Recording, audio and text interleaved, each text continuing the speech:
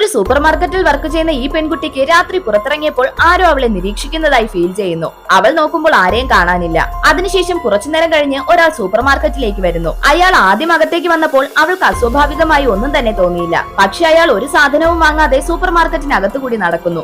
അവസാനം ഒരു സ്ഥലത്ത് വന്ന് നിന്ന് എന്തോ എടുക്കുന്നു. പക്ഷെ ഒത്തിരി നേരം അവിടെ തന്നെ നിൽക്കുന്നതും അയാളുടെ ചലനങ്ങളും കണ്ട് അവൾക്ക് എന്തോ പന്തികേട് തോന്നുന്നു. പെട്ടെന്ന് അയാൾ ബില്ലിങ്ങിനായി കൗണ്ടറിലേക്ക് വരുന്നു. നോക്കുമ്പോൾ അയാൾ ആകെ വാങ്ങിയത് ഒരു മുട്ട മാത്രമാണ്. പക്ഷെ അയാൾ അതിന് 1000ന്റെ ഒരു നോട്ട് കൊടുത്ത് ചേഞ്ച് ആവശ്യപ്പെടുന്നു. 500 രൂപ കോയിനായി തന്നെ വേണമെന്നും പറയുന്നു. അയാളുടെ മുഖം മാസ്ക് കൊണ്ട് മറച്ചിരിക്കുന്നു. മുഖത്തേക്ക് മുടി വീണ് മറഞ്ഞു കിടക്കുന്നു. എന്നാലും അയാളുടെ കണ്ണുകൾ കാണാൻ സാധിക്കും. അവൾ അയാൾക്ക് കോയിൻസ് കൊടുക്കാൻ തുടങ്ങുന്നു. പക്ഷെ അയാളുടെ കൈയും കണ്ണുകളും കണ്ട് അവൾ പേടിക്കുന്നു. ഏതോ ജീവിയുടേതെന്ന് തോന്നിക്കുന്നത് പോലെയുള്ള കണ്ണുകളും ചോര പുരണ്ടതും രോമം നിറഞ്ഞതുമായ കൈയുമാണ് അയാൾക്ക്.